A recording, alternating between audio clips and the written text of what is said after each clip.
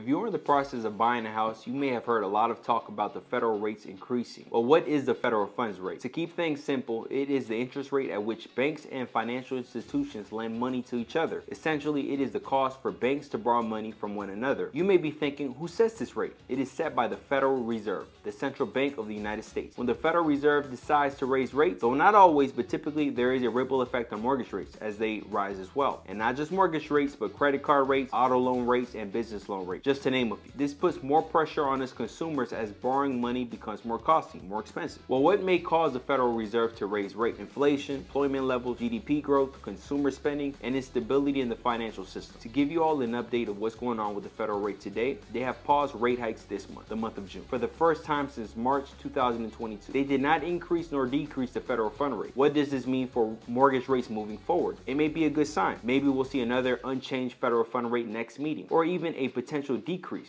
However, no one knows what the Federal Reserve will decide to do on their next meeting, as other factors of the economy will be considered. As always, I try my best to educate and inform you all through my video. If you have any more questions regarding today's rates or mortgage rates, please shoot me a message. We will be happy to connect you with one of our trusted lenders.